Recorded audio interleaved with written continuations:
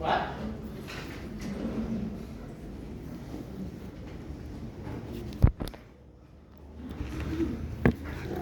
What? La piel. La piel es uno de los principales medios de protección en los cuales va a evitar que los microorganismos de la parte externa pasen hacia la parte interna, por el cual va a ser una de las partes muy importantes que vamos a tener. ¿Qué más? Otro medio de protección a través de la resistencia de los microorganismos.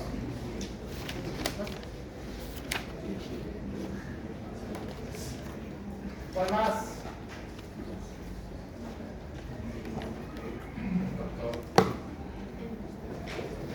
A ver.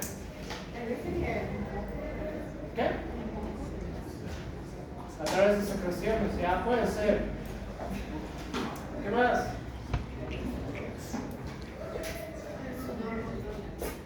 Igual, secreciones. En la parte sanguínea vamos a tener diferentes componentes. ¿Qué componentes podemos tener que tengan una resistencia a los microorganismos del medio externo? ¿Cuáles? Bien, leucocitos. ¿Qué más? ¿Qué otras cosas podemos tener en la sangre?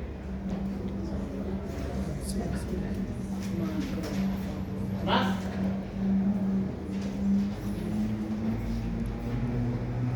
¿Qué más?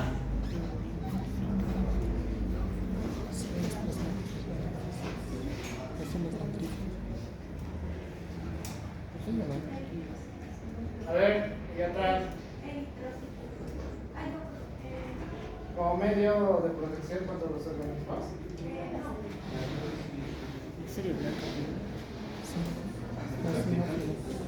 Bien, toda la parte inmunológica que ya hemos visto en la anterior clase, las plaquetas, toda la serie blanca, etcétera, etcétera, ¿ya? Y acá, en esta parte de la sangre, en esta parte de la sangre recién vamos a poder agregar estos componentes que van a ser la inmunidad celular y la inmunidad tumoral, ¿ya? En la cual también tenemos que agregar algo que ya hemos visto, que se llama el sistema de complemento, ¿ya? Que ustedes ya lo saben por fisiología también. Entonces, la inmunidad adaptativa, que va a ser la que vamos a separar en estos dos, que va a ser a través de la inmunidad celular y la inmunidad humoral, pues esta va a ser sumamente importante a diferencia del otro tipo de inmunidad. ¿Por qué? ¿Cuáles son los dos tipos de inmunidad? Adaptativa y bien, adquirida. ¿Cuál es la diferencia entre uno y otro? Levanten la mano, ¿no?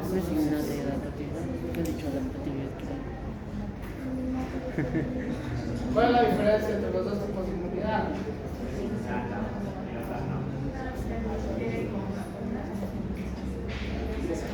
A ver, ¿cuál es su inmunidad? Ya. ¿Y cuál es la otra? No, son dos. Innata y solo son dos unidades. A ver, ¿cuáles?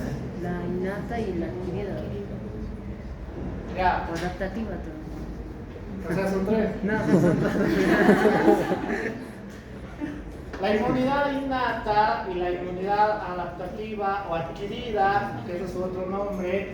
La inmunidad innata, tal cual lo dice, pues en el nacimiento vamos a tener la formación de estos a través de los diferentes tipos de antígenos o la serie blanca, etcétera, etcétera, etcétera, para su formación, mientras que la inmunidad adaptativa, que esta va a sufrir diferentes cambios a través de su formación, vamos a hablar de dos principales como tal, la inmunidad celular y la inmunidad humoral, en la cual pues la literatura nos dice que vamos a tener una célula progenitora linfoide común en ambos casos, o células precursoras hematopoyéticas, en la cual a través de una célula precursora hematopoyética vamos a tener la formación de una célula progenitora linfoide común, que estas a través de la formación de la médula ósea vamos a poder ir hacia la parte del linfocito, la formación del linfocito B, el desarrollo en la médula ósea, o de la célula progenitora linfoide común hacia el timo, y una vez tenemos la formación de los linfocitos T, podemos ir hacia el tejido linfático periférico, mientras que en el linfocito B, el desarrollo, estos a través de una inmunidad humoral, principalmente en los tejidos linfoides, vamos a tener la formación del linfocito B, ¿ya? En la cual, pues, ¿cuál sería la diferencia entre una inmunidad celular y una inmunidad humoral? Principalmente los linfocitos T, vamos a buscar el linfocito T citotóxico o los linfocitos T activados, ¿ya? Que estos van a combatir directamente contra el microorganismo, mientras que cuando tenemos la activación a través de un antígeno, los linfocitos B van a tener la capacidad de formación de anticuerpos, ¿ya? Por eso es la diferencia entre inmunidad celular e inmunidad humoral. ¿Por qué se llaman linfocitos T? Porque la literatura nos dice que una manera de poder diferenciar los diferentes tipos de linfocitos T va a ser a través del timo, ¿ya? Por eso se llaman linfocitos T, porque el órgano principal para la activación y formación de los diferentes tipos de linfocitos T que tenemos en nuestro organismo va a ser a través del timo. Mientras que, ¿por qué se llaman linfocitos B? Porque No.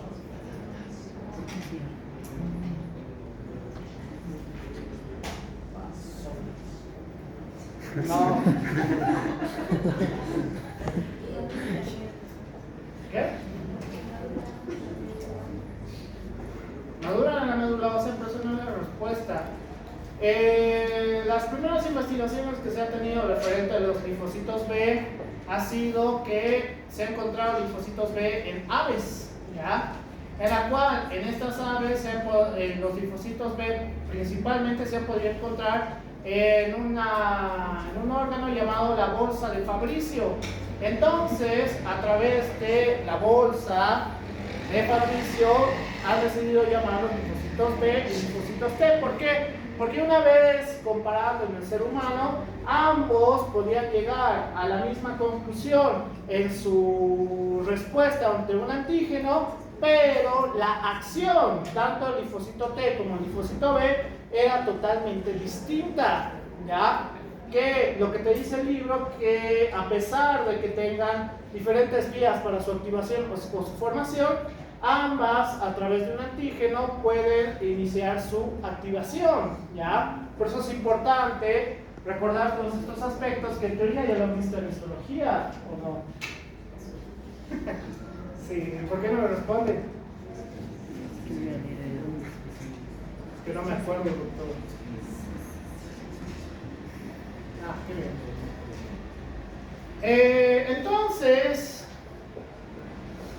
antes, el timo va a ser una de las partes más esenciales que vamos a tener para la formación de los linfocitos T, en la cual puede estar asociado con los trastornos como tal, es decir, que tengamos una gran formación de linfocitos T, que esto puede estar o nos puede dar trastornos directamente relacionados con acciones antígeno-anticuerpo muy agresivas, ¿ya? Es decir, con procesos alérgicos constantes. Mientras que, si extraemos el timo, ¿qué es lo que pasaría con nuestro organismo? ¿Por qué? Pero tienes tu inmunidad humoral.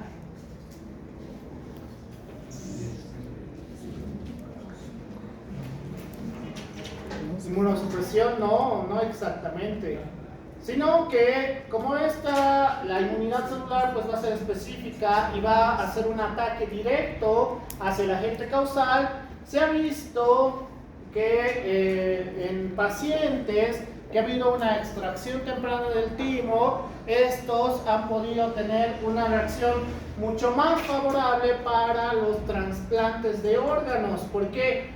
Una manera de rechazo de los trasplantes de órganos es a través de la secreción de la inmunidad celular, ¿ya? Es decir, ¿es recomendable extraer o extirpar el timo, la extirpación del timo? No es recomendable bajo ningún concepto. ¿Por qué? Porque necesitamos ambas inmunidades para que hagan una vía de... Se me ha ido la palabra. ¿De qué? Ya, una vía de potenciación entre ambas. Cuando tenemos un fallo del timo, principalmente, pues puede reducir la cantidad de secreción de los linfocitos B. Algo que me he olvidado igual de los linfocitos B. Los linfocitos B, a diferencia de los linfocitos T, que van a estar primordialmente a través del timo, pues estos se van a encontrar principalmente en las glándulas linfoides, ¿ya? En las glándulas linfoides. Que estas van a ir hacia los tejidos linfoides para su activación, es decir, las células B, vamos a tener millones y millones de cantidades de células B que van a tener diferentes tipos de anticuerpos. Y ahora sí puedo pasar a la siguiente imagen. Entonces, cuando vamos a hablar de la formación de clones a través de los linfocitos B, tenemos que saber que primero vamos a tener un linfocito B en desarrollo a través de la médula ósea, y acá vamos a tener algo sumamente interesante. ¿Por qué? Porque vamos a tener la generación de clones, ¿ya? B1, B2, B3, en la cual todos estos van a tener diferentes anticuerpos, ¿ya? Una vez tengamos la unión hacia los antígenos específicos de un clon, pues vamos a tener una proliferación de diferenciación, en este caso de los linfocitos B2, es decir, como ya hemos tenido la activación a través de la reacción antígeno-anticuerpo, pues vamos a tener una proliferación de estas y vamos a tener finalmente más y más anticuerpos secretados. Entonces, este proceso sería sumamente importante. ¿Para qué?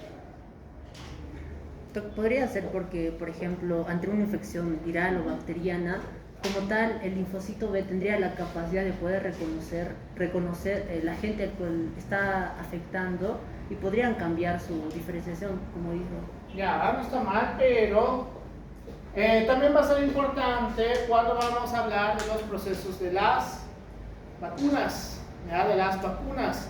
¿Por qué? Porque, ¿cuál es la característica de las vacunas? Vamos a tener los tipos de vacunas, 3 en teoría, pero yo me quedaba en las 2. Así que, ¿cuáles son?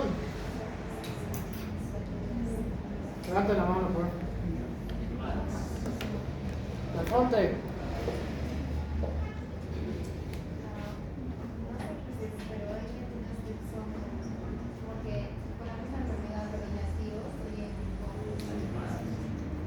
Bien, atenuadas.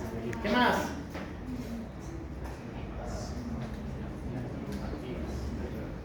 Activas. O sea, activas es que si yo tengo COVID venga y se empiece a contagiar a ustedes. No funciona así. Inactivas, doctor. Ya, técnicamente no es así. Ya. Uno, en la cual pues agente causal esté dormido, por así decirlo, ¿ya? En la cual es en la gran mayoría de vacunas. ¿Cuáles son los otros tipos de vacunas? Que si vamos a ver la generación del antígeno en ese agente causal, pues solamente vamos a usar la porción de activación que va a tener hacia los linfocitos B, ¿ya? Solamente tenemos una porción para la activación de los linfocitos B. ¿Para qué? Para la generación de anticuerpos. Entonces, las vacunas funcionan ¿para qué? Para el reconocimiento. Bien, uno, para el reconocimiento, y el reconocimiento previo a esto va a hacer que si la enfermedad X o Y te puede matar ante la formación de anticuerpos, esto reduce abruptamente el porcentaje para la muerte de los pacientes.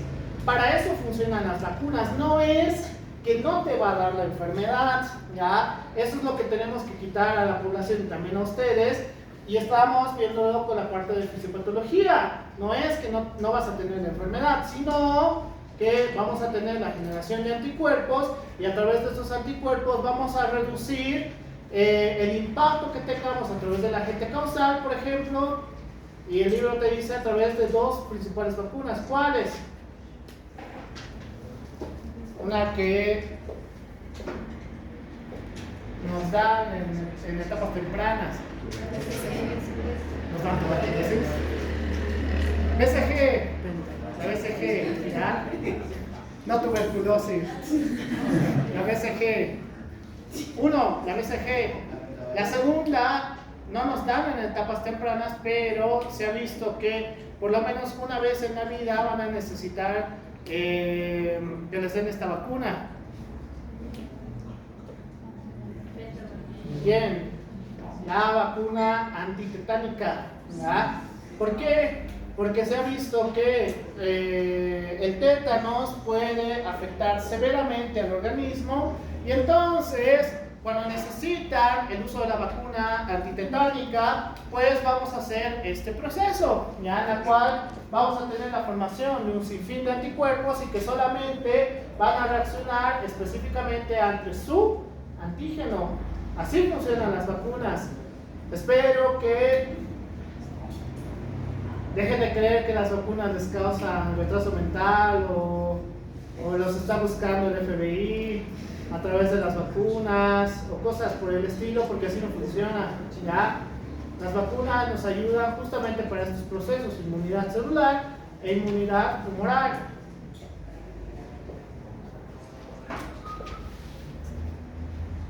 Entonces, lo que te dice el libro es que vamos a tener dos tipos de procesos, que va a ser una respuesta primaria y una respuesta secundaria. Es decir, si nos vamos al ejemplo de las vacunas, con una inyección primaria del antígeno, vamos a ver cómo la concentración sanguínea de anticuerpos es sumamente corta en tiempo, que aproximadamente este proceso de formación de anticuerpos en una respuesta primaria puede durar hasta 20 o 30 días, ¿ya? Que es el tope. El corte medio te dice 20 días, ¿ya? Mientras que en una inyección secundaria del antígeno se ha visto que podemos tener una respuesta secundaria que inclusive podría durar años. Hay una infección que te relata el libro que se ha visto que ha sido una enfermedad que te ha dado en 1918 y al hacer pruebas de anticuerpos en estos pacientes, había pacientes que tenían una respuesta secundaria por la exposición primaria de 80 años con todavía la formación de anticuerpos, es decir, estos pacientes tenían la capacidad de sobrevivir a su enfermedad. Como ustedes ya han llevado micro, ¿cuál creen que era en el 1918? Un tipo de gripe. No son los años. No son los años. Esto es el 1500, sí.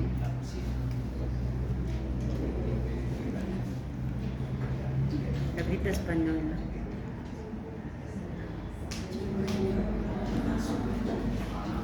AH1N1, no la que ustedes han visto. ¿Por qué? ¿Cuál es el cambio que tiene en la que ustedes han visto? Cuando estaba en colegio.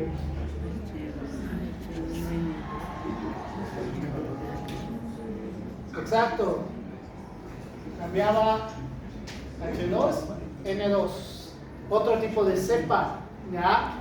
Entonces, en ese entonces, en 1918, hemos visto que la gripe H1N1 ha azotado terriblemente a la gran mayoría de la población asiática principalmente, y que la respuesta fisiológica que se ha tenido a través de la formación de anticuerpos ha sido tan importante que han tenido en pacientes ya de la tercera edad, al revisar sus anticuerpos, tenían anticuerpos en una respuesta secundaria altísima y alargada hacia el tiempo. Entonces, ¿qué te dice?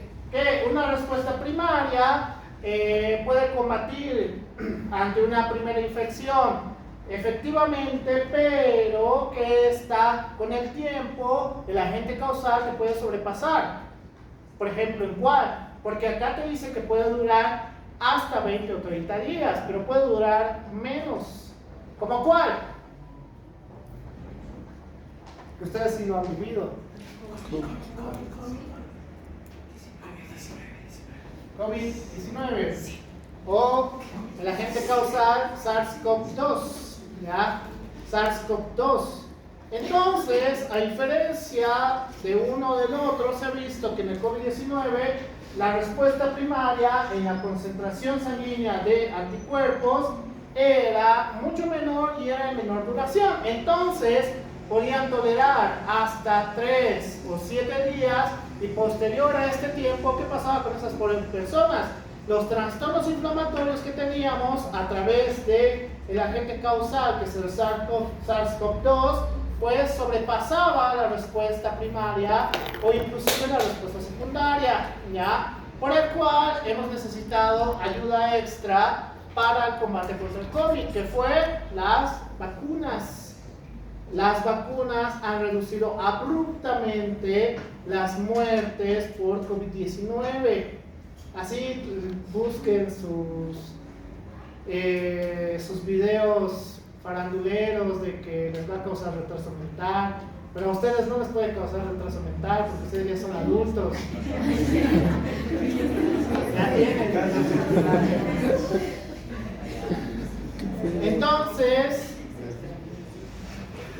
Entonces, las vacunas nos van a ayudar para estos procesos, ¿ya?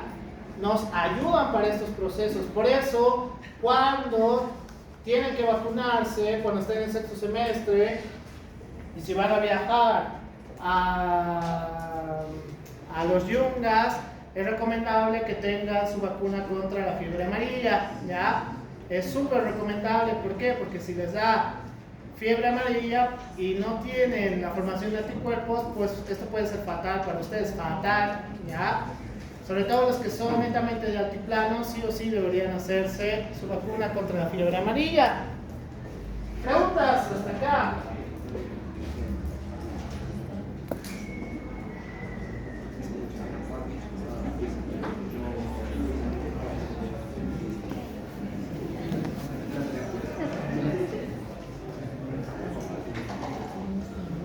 Ya. Entonces, aquí no se ve bien. Entonces, tenemos que hablar de, ¿qué es esto?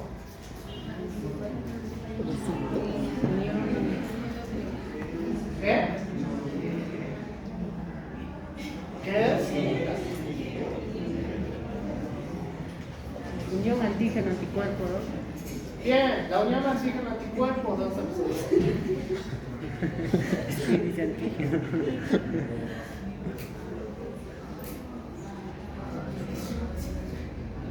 ¿Les he dicho sus buenas noticias? ¿No les he dicho? No me cuente, no. Son muy buenos. Yo tenemos muchas buenas noticias. Sí.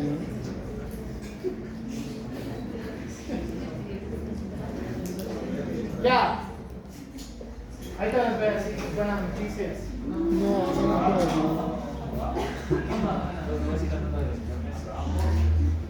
Sobre eso, el domingo voy a subir sus notas.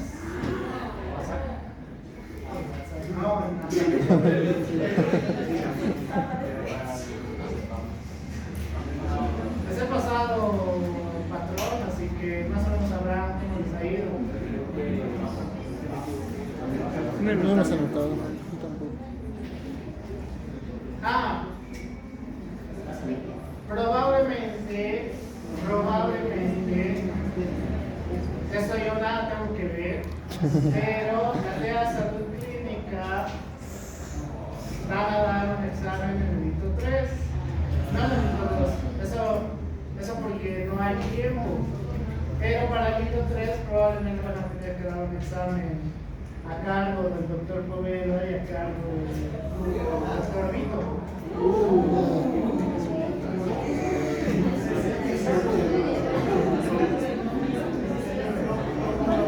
No, está. Es que la verdad.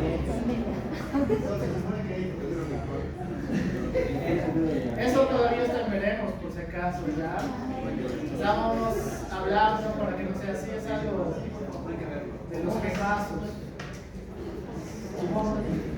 Pero les voy a avisar a sus datos por si acaso. No, mejor no la avisa. Vayan preparando un examen más fácil que se les ocurra. No. Imposible. Entonces, tenemos que ver dos cosas, silencio. Tenemos que ver dos cosas cuando ya vamos hablando del proceso de la resistencia de los microorganismos. Número uno, del cociente eficaz, ¿ya? En la cual, cuando vamos a hablar de la parte de los antígenos y los anticuerpos, para calcular el cociente eficaz, tenemos que calcular la concentración de antígeno y anticuerpo unidos, dividido entre la concentración de anticuerpos por la concentración de antígenos. Entonces, ¿para qué nos serviría hacer el cálculo de la concentración eficaz? Significa que ante un agente causal, ¿cuánta cantidad de anticuerpos necesitaríamos para poder combatir a el microorganismo en específico, ¿ya? O al agente causal específico? Por ese motivo tenemos el cálculo de la concentración eficaz, ¿ya? Entonces, a partir de esto, tenemos que hablar también de la formación de las inmunoglobulinas, ¿ya? Las inmunoglobulinas, en la cual pues vamos a ver que tenemos una porción constante, una porción variable, su unión hacia los antígenos, o bueno, la zona de unión hacia los antígenos, que van a estar a través de unidos de cadenas de disulfuro, con cadenas ligeras, y en la parte de la base con cadenas pesadas. Entonces, y aquí es donde tengo que escribir, entonces tenemos que recordar que las inmunoglobulinas van a ser sumamente importantes para procesos específicos en la mayoría de los casos, por el cual ¿qué tipos de inmunoglobulinas vamos a tener? E, G, M, P,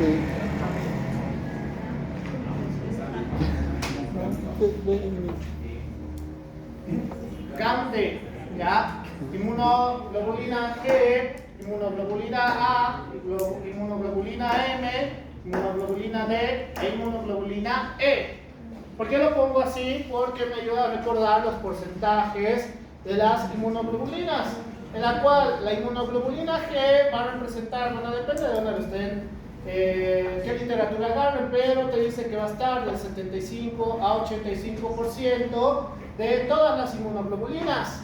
Y cuando actúan, van a ser los principales anticuerpos frente a las diferentes reacciones de los microorganismos que vamos a tener. La inmunoglobulina G, la inmunoglobulina A, que esto es un porcentaje que te dice que puede ser de el 5 hasta el 10%, ya hasta el 10%.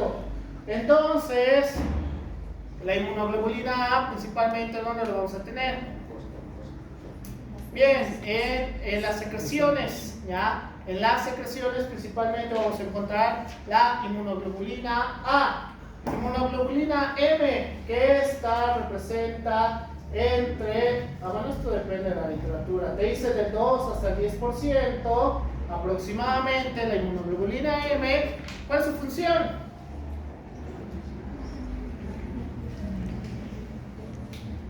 Esto se va a encontrar principalmente en Joel, ¿dónde se encuentra la inmunoglobulina M?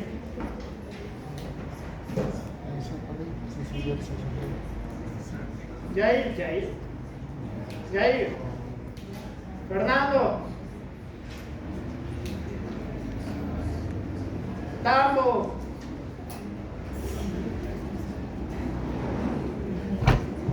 Mauricio. ¿En qué? ¿En la qué?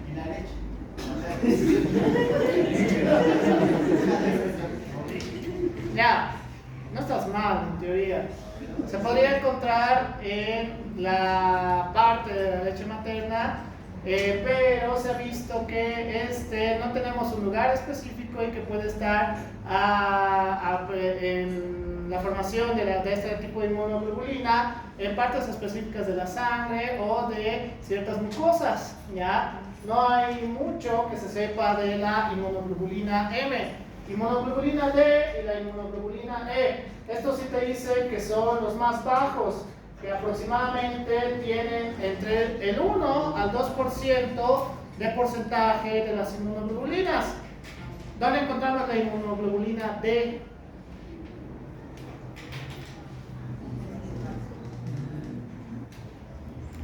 Aaron Villegas.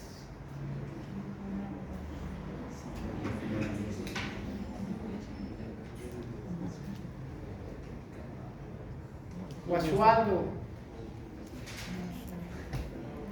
Elizabeth. Taisha. Miluska. ¿Dónde encontramos la inmunoglobulina D?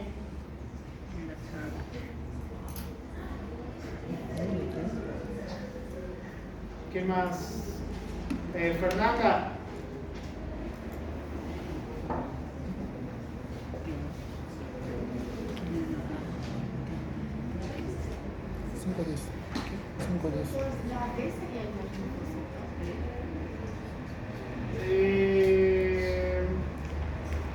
No específicamente, no estás mal. La inmunoglobulina D perdón.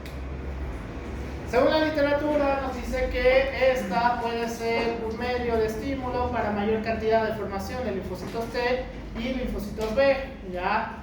Mayor y mayor cantidad. Y la inmunoglobulina E. ¿Cuándo se activa la inmunoglobulina E? Que es la que en menor cantidad vamos a tener. Es la que casi no hay en el organismo. Infecciones. Bien, uno, principalmente alergias. Y dos, no infecciones. Bien, parásitos, presencia de parásitos. ¿Ya? ¿Por qué? Porque muy similar a las alergias hacen una reacción antígeno-anticuerpo los parásitos. Entonces, ahora que hemos recordado las inmunoglobulinas y su importancia,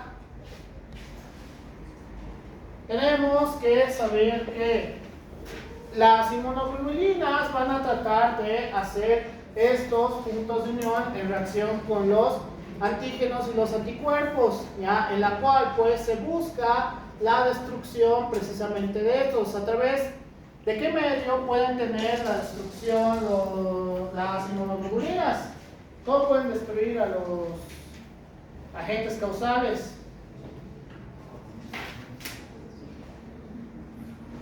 ¿Cómo?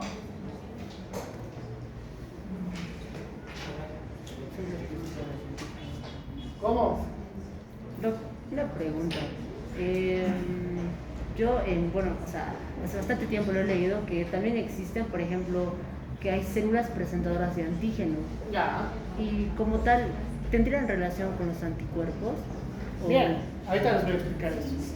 Entonces, cuando tenemos estos complejos bivalentes, pues los anticuerpos buscan principalmente formar una presentación y a través de la unión de antígeno-anticuerpo pues empieza a hacer un sinfín de acciones. Entonces, ¿cuándo y cómo o qué tipos de acciones podemos hacer? Van a estar relacionadas con la activación de enzimas, ¿ya? en la cual vamos a tener una proenzima que se llama a través de la vía clásica del complemento, que va a ser la C1 hasta la C9, ¿ya? En la cual, dependiendo del tipo de enzima, vamos a tener diferentes acciones, por el cual, ¿cómo van a funcionar los anticuerpos? Pues a través del complejo antígeno-anticuerpo vamos a tener la generación de la enzima C1, y esto va a ser importante para la unión con la enzima C4 más la C2 para la formación de la C42 con la C4A, y acá vamos a iniciar la formación y activación de los mastocitos y los basófilos, ¿ya? En la cual esto va a ser sumamente importante. ¿Por qué? Porque nos va a dar la activación y la ozonización de las bacterias, en la cual este mismo proceso a través de la formación de la enzima C3b vamos a tener la quimotaxis de los leucocitos, y una vez tenemos todos estos procesos, finalmente podemos llegar a una lisis de las células a través de la formación de la enzima C8 más la enzima C9 para la lisis celular, ¿ya? Allá, para la lisis celular.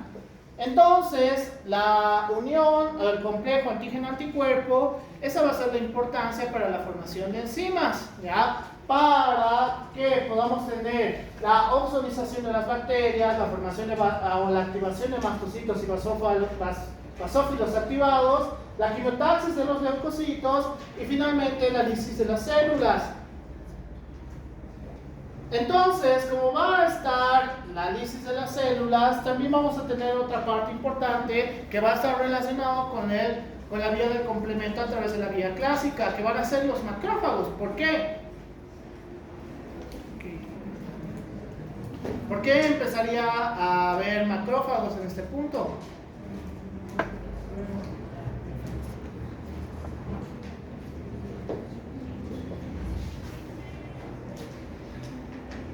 Porque durante el proceso de la lisis de las células, todo el resto, a través de los macrófagos, va a tratar de fagocitar todo el resto de las células a través del complejo antígeno-anticuerpo, y este proceso crea mayor activación de anticuerpos, ¿ya? Es decir, los macrófagos y los mastocitos van a estar relacionados con mayor activación de los anticuerpos. Por eso te dice que el complejo antígeno-anticuerpo no es suficiente, tenemos que ir a la vía del complemento, ¿ya? A través de todas estas enzimas activadoras. ¿Para qué? Para hacer la resistencia a los microorganismos. Esta es la vía del complemento a través de la vía clásica, no a través de la vía de las lectinas que estaba en su examen y la mayoría no ha respondido. Entonces, ¿cómo vamos a hacer la activación de los anticuerpos? Pues vamos a tener a través de la inmunidad celular al linfocito T y los receptores de los linfocitos a través de una proteína extraña y proteínas de adhesión intercelular ante una célula presentadora de antígeno. La parte más importante que vamos a tener es la proteína de histocompatibilidad, ¿ya? En la cual, cuando tenemos este proceso en unión con una proteína extraña a través de las células presentadoras de antígeno, vamos a poder tener la activación de los linfocitos T, y además este proceso también va a ser importante para los linfocitos T citotóxicos, ¿ya? Por el cual todo este proceso de activación de los linfocitos T va a ser el inicio de la inmunidad celular. Por el cual, si ya tenemos el inicio de la inmunidad celular,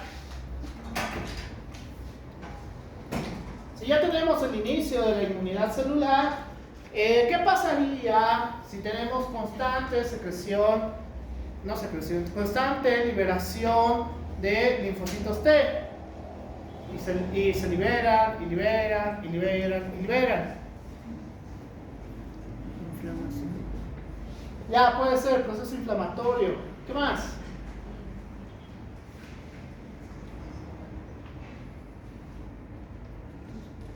Empezaría a atacar a nuestro cuerpo. Empezaría a atacar a nuestro cuerpo.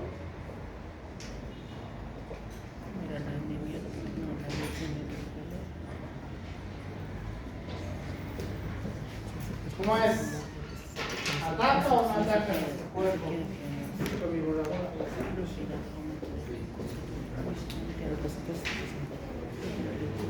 ¿Ataca o no ataca nuestro cuerpo?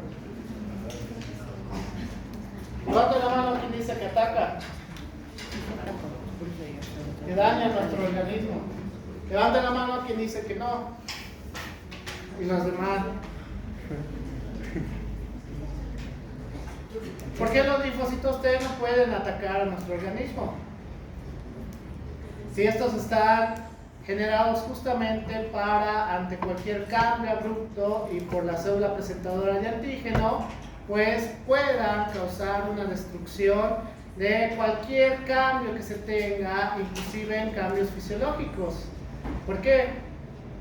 Número uno, la gran mayoría de organismos y células van a estar protegidos a través de las proteínas, ¿ya?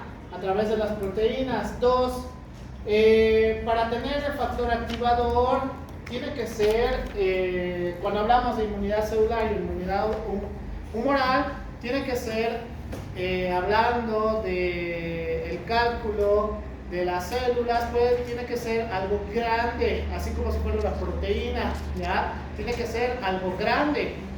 Por eso, cuando hablamos de las inmunoglobulinas, pues vamos a hablar de agentes causales sumamente importantes, ¿ya? Sumamente importantes. ¿Ustedes han llevado priones? Eso no sé. ¿Lleva priones? Técnicamente es relativamente nuevo. Es relativamente nuevo. Levanta la mano, ¿quién me llevó priones?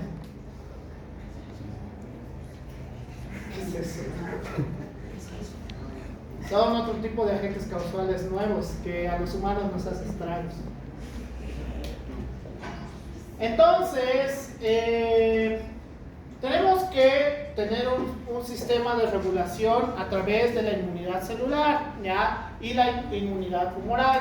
¿Cómo? Pues vamos a tener zonas de preprocesamiento en la cual, ante la reacción de un antígeno, podamos tener el antígeno procesado y a través del complejo de histocompatibilidad tengamos el receptor específico del antígeno. Y una de las partes más importantes a través de esto es que la interleucina 1 va a ser una de las partes esenciales para la activación de los linfocitos T colaboradores. ¿Ya? ¿Para qué? Para la formación de linfocitos T citotóxicos. Entonces, cuando tenemos la interleucina y tenemos los antígenos unidos hacia los receptores, pues vamos a tener la formación de linfocinas. A través de las linfocinas vamos a tener dos que van a ser los linfocitos T citotóxicos o los linfocitos T supresores, en la cual cuando tengamos la reacción antígeno-anticuerpo vamos a tener el inicio de la formación de los linfocitos T citotóxicos. ¿Por qué? Porque hablando dentro de la inmunidad celular, pues estos van a ser los que van a hacer la acción para la lisis del agente causal, ¿ya? Estos son los que van a hacer la acción. Mientras que cuando utilicemos la vía para tener menor cantidad de formación de linfocitos T citotóxicos, vamos a utilizar la formación de linfocitos T supresores, ¿ya? Pero las linfocinas también van a ser importantes para la proliferación y la diferenciación en el caso de los linfocitos B. Es decir, si es que tenemos la formación de los linfocitos T supresores, estos pueden hacer que en las zonas de preprocesamiento identifique que el agente causal ya ha sido eliminado en su totalidad, y entonces cuando lleguemos a los linfocitos T colaboradores ya no tengamos la formación de linfocinas, por el cual cuando tengamos el linfocito B, sin las linfocinas ya no vamos a tener ni proliferación ni diferenciación a través de las células plasmáticas para tener la formación de inmunoglobulinas, ¿ya? Por el cual esta va a ser la zona de regulación tanto de la inmunidad celular como la inmunidad humoral. También tiene que haber un proceso de regulación de estas inmunidades, ¿ya? Proceso de regulación. Entonces, eso es ya Dentro de los linfocitos T colaboradores, pues vamos a tener el TH1, linfocito T colaborador 1, linfocito T colaborador 2, linfocito T colaborador 17, en las cuales pues las reacciones inmunitarias importantes en el caso del 1 va a ser la activación de los macrófagos, va a estimular la producción de anticuerpos G, inmunoglobulina G, del colaborador 2 va a ser la estimulación de la producción de inmunoglobulina E y la activación de los mastocitos y eosinófilos. Mientras que el colaborador 17 va a ser el reclutamiento de neutrófilos y monocitos, por el cual, cuando vamos a hablar de los linfocitos T colaboradores, va a ser muy importante cuál es el medio de activación. Si bien la gran mayoría va a la principal acción y estimulación para la activación de estos va a ser la interleucina 1, por eso vamos a tener otros tipos de interleucinas que van a inducir su activación, ya dependiendo del tipo de linfocito T colaborador, pues cada uno va a activarse dependiendo de la necesidad. Cuando vamos a tener la necesidad de activación de la inmunoglobulina G, Roger, ¿qué? Gande, ¿qué te dice Gande? En la mayoría de procesos que tengamos que usar la parte de la inmunidad humoral, ¿ya? En la mayoría de procesos, por eso está en el 85% en relación de las inmunoglobulinas. La inmunoglobulina E, la E. Alergias. Bien, alergias o parasitosis, ¿ya? O parasitosis. Y reclutamiento de neutrófilos y monocitos. ¿Cuál necesitamos neutrófilos y monocitos? Infecciones. Bien, infecciones propiamente. ¿Por qué? Porque la inmunoglobulina G también puede estar en activación ante otro tipo de procesos. Puede ser procesos netamente inflamatorios o pueden ser procesos traumáticos. Por el cual, ¿cómo funcionarían los linfocitos T activados? Es decir, los linfocitos T citotóxicos. Sobre todo cuando la célula que tiene que ser destruida es mucho más grande que los mismos linfocitos T citotóxicos. Acá vamos a ver cómo la célula atacada va a tener todos los antígenos, por el cual la formación y unión específica que tenemos a través de los receptores antígenos son exactamente a través de esta célula, por el cual, así como si fuera su expareja, ustedes se van a ir directamente a su expareja y le van a reconocer entre toda la multitud, ¿no ve? Como ustedes hacen, pueden ignorar a todo el mundo, pero a su expareja la van a ubicar de aquí hasta la esquina. Tiene su cabello pintado, o qué sé yo, es alto o es alta. Y entonces, ¿cómo pueden eliminar a la célula si es mucho más grande que los linfocitos T citotóxicos? ¿Cómo? Esto es recordatorio, se supone que ya saben. Creo que vienen más. Vienen más. Como pandilleros.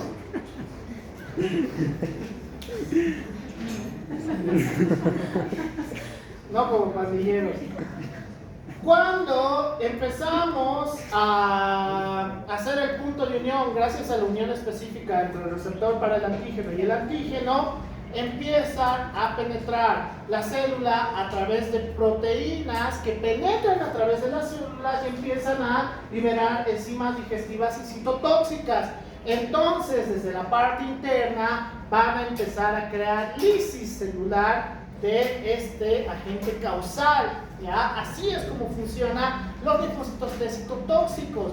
Por eso son tan importantes en la inmunidad celular, porque gracias a esto, a pesar de células que tengan mucho mayor tamaño, pues también podemos llegar a la destrucción de estos microorganismos. Entonces, qué bien, ya casi acabamos. Entonces, ¿qué te dice el libro de fisiopatología? Que toda la parte relacionada con alergias vamos a tener tres procesos como tal o tres fases. En la primera, que va a ser la primera fase de sensibilización, en la cual te dice que ustedes en general, pues pueden tener alergias a un sinfín de cosas, ¿ya? Pueden tener alergias a un sinfín de cosas y probablemente ya las tienen, en la cual, pues en un primer contacto no va a pasar absolutamente nada, ya no va a pasar absolutamente nada. ¿Por qué? Porque es la fase de sensibilización en la cual vamos a tener al alergeno, la célula presentadora de antígeno, una presentación del alergeno, hace un linfocito T y entonces a través de la interleucina 4 vamos a tener la activación del linfocito B. ¿Para qué? La formación de anticuerpos, principalmente la síntesis de inmunoglobulina E. Entonces, en la segunda fase, que va a ser la de reacción inmediata, cuando ya tenemos la síntesis de anticuerpos, pues vamos a tener la unión del alergeno con la inmunoglobulina E, por el cual la activación del mastocito, y el mastocito va a empezar a tener la liberación de mediadores proinflamatorios. ¿Cuáles? Principalmente la histamina, leucotrienos, prostaglandinas, factor activador de plaquetas y el factor atrayente de eosinófilos. Entonces tendríamos síntomas inmediatos en la segunda reacción inmediata. Mientras que en una reacción tardía, a través de la interleucina 5, cuando ya vamos a tener al mastocito liberando los mediadores proinflamatorios, el eosinófilo va a empezar con el factor activador de plaquetas a través de los leucotrienos, y entonces la liberación de más proinflamatorios vamos a tener síntomas tardíos, por el cual en esta parte está principalmente relacionado con cómo funcionan las alergias. Es decir, a través de la unión con los mastocitos vamos a tener la liberación de histamina y vamos a tener sintomatología Inicial. ¿qué? Sigue. Sintomatología inicial es la fase temprana, es decir, que ante una alergia podemos tener estas diferentes sintomatología. ¿Cuál es el más común?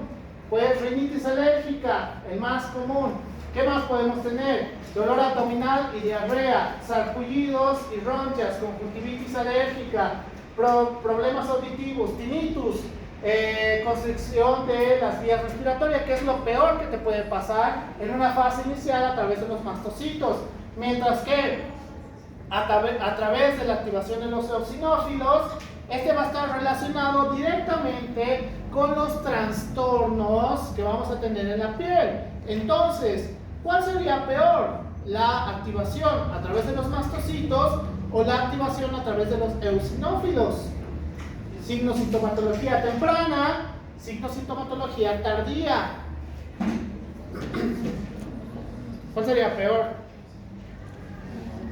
Peor. ¿Mastocitos o eosinófilos? Eosinófilo. Levante la mano quien dice mastocitos. Levante la mano quien dice eosinófilos. Y los demás, por eso sus exámenes reflejan sus opiniones durante las clases.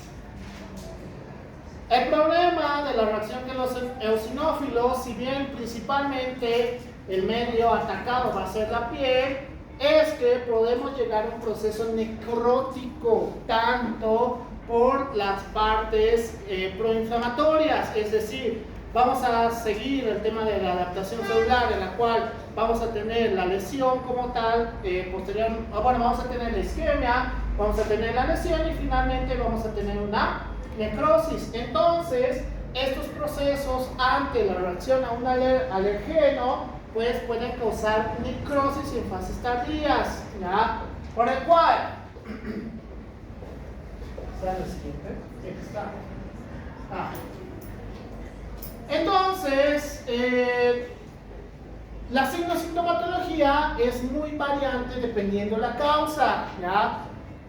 Por ejemplo, vamos a tener la reacción alérgica como tal, es decir, ante cualquier alergeno. ¿Qué tipos de alergenos tenemos? La pelusa, el polvo, el polen. ¿Cuál es la fiebre del heno? Fiebre del heno. La fiebre del heno. ¿Dónde está mi marcador? ¿Cuál es la fiebre del heno? La fiebre del heno se escribe así por si acaso. Heno. La fiebre del heno está relacionada principalmente con reacciones a través de la vía respiratoria. Ahí sí podemos decir, ¿cuál es el principal? ¿Cuál? Reacciones a través de la vía respiratoria. El polen. Bien, el principal, polen. ¿Qué más? El polvo, la pelusa. El polvo te causa realmente reacción antígeno-anticuerpo. A través de la fiebre del heno se ha determinado que en realidad la reacción antígeno-anticuerpo que vamos a tener en el polvo es los desechos que dejan ácaros, ¿ya? Es decir, entre más polvo dejas, hay mayor probabilidad, los ácaros empiezan a defecar o dejar sus desechos entre todo el polvo, por el cual cuando empiezas a levantar polvo, ¿qué estás aspirando? Desechos de ácaros o piojos, ¿ya? A través de la fiebre del heno te dice eso, por el cual eso sí te va a crear una reacción antígeno-anticuerpo. ¿Por qué? Porque si todo el polvo te causaría una reacción antígeno-anticuerpo, pues cuando ustedes vuelven, cuando ustedes vuelven a Perú y han dejado pues su cuarto con telarañas porque nadie está en su cuarto allá en Perú y empiezan a levantar polvo, tendrían una reacción antígeno-anticuerpo inmediatamente, ¿ya? ¿Por qué? ¿Por qué tendrían una reacción antígeno-anticuerpo? ¿Por qué? Porque hay ácaros en su cuarto. Sí, ¿quién ha dicho que sí? Qué asco.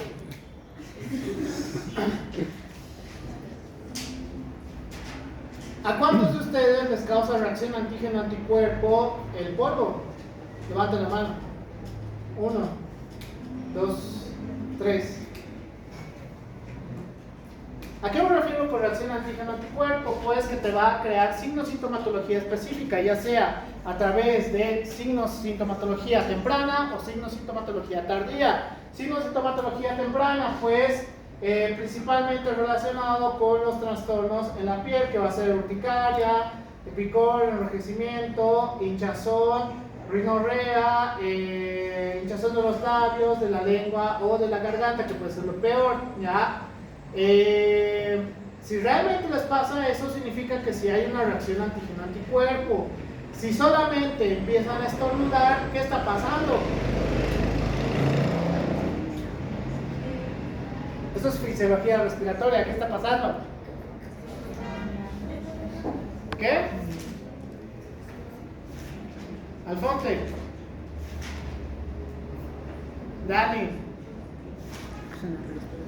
Si solo estornudan por levantar polvo, ¿qué está pasando?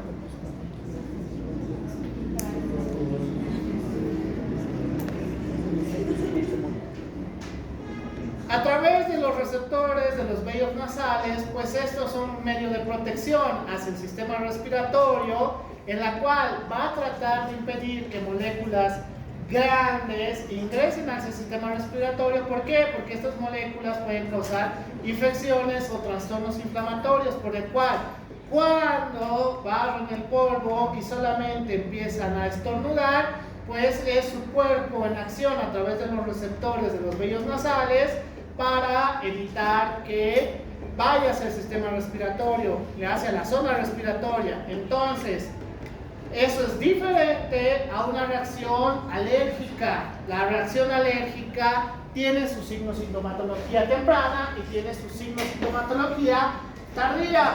¿Ya? Entonces, ¿cómo crearía una reacción antígeno-anticuerpo tardía?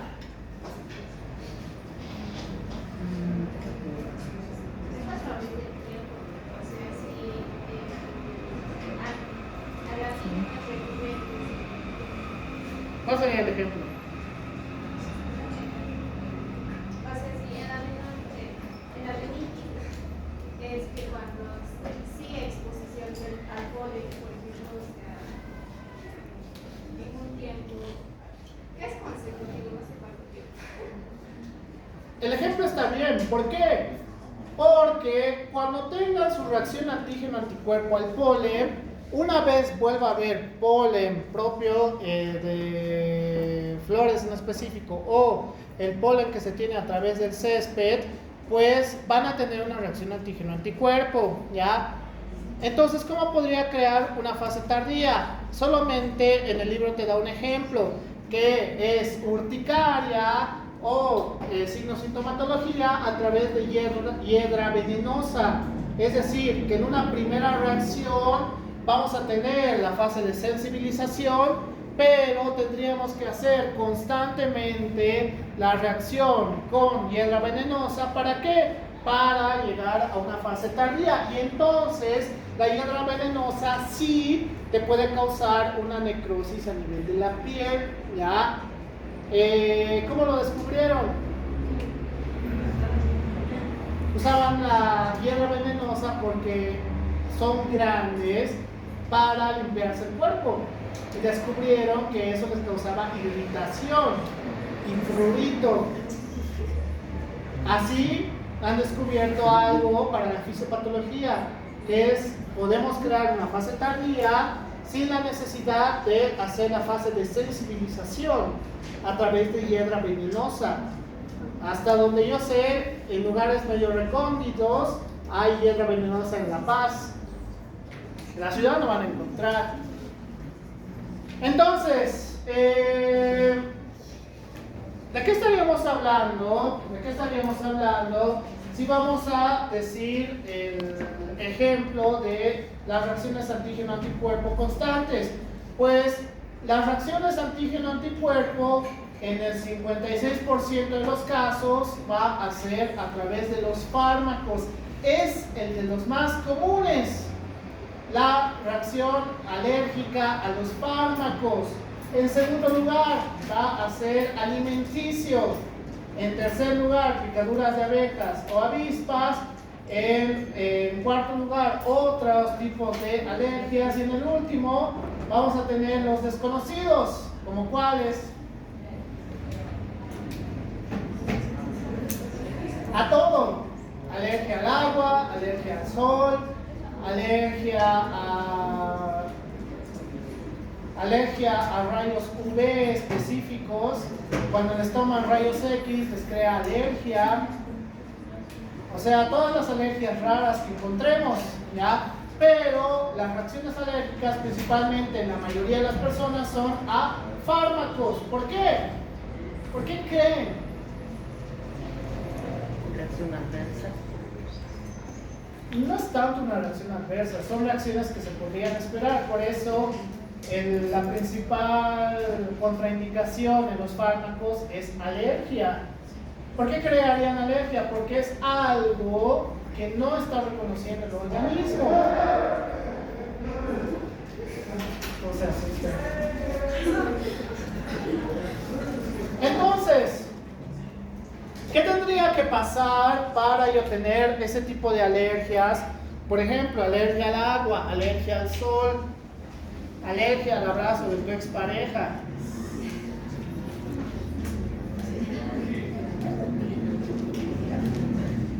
Se ha visto que puede haber trastornos genéticos hereditarios que estén relacionados con un incremento de los linfocitos T. Es decir, a través de mayor cantidad, silencio, a través de mayor cantidad, les voy a dar tarea, a través de mayor cantidad de linfocitos T por trastornos genéticos hereditarios, es decir, papá y mamá tengan un sinfín de alergias, puede hacer mayor formación de linfocitos T y esto predispone a que tengas un sinfín de alergias tú también. Esto es sumamente peligroso. ¿Por qué? Porque en estos casos se han visto las alergias más raras: alergia al agua, alergia al sol, alergia a un sinfín de cosas que es sumamente peligroso. Ya es sumamente peligroso para la persona. ¿Por qué? Porque te puede llevar hacia la muerte.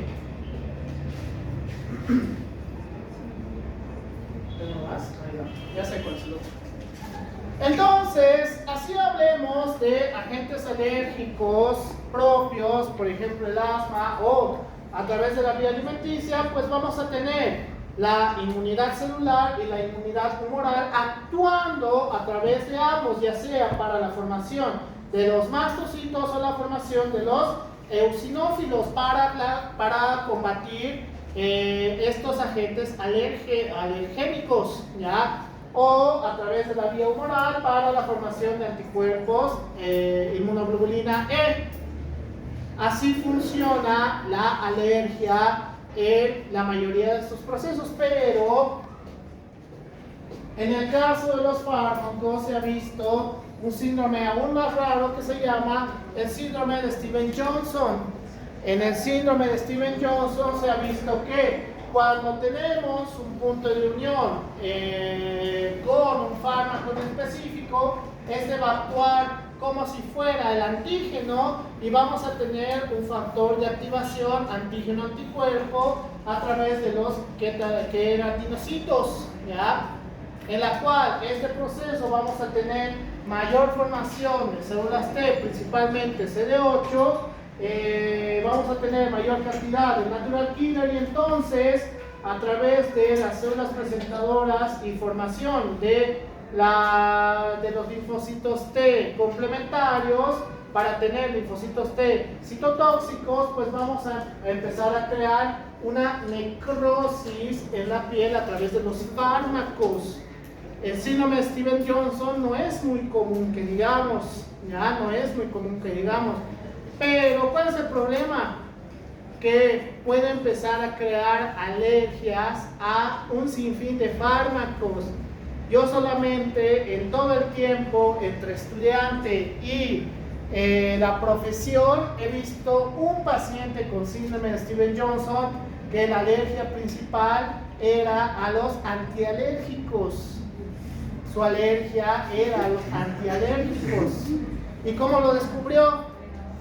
Lo dieron antihistamínicos y empezó a tener edema de glotis, prurito, edema palpebral y posteriormente por el edema de glotis ha perdido la conciencia y lo hemos tenido que llevar a terapia intensiva y a través de una parte de identificación de anticuerpos más identificación genética, que eso era sumamente caro, han podido ver que tenía síndrome de Stevens-Johnson, ¿ya?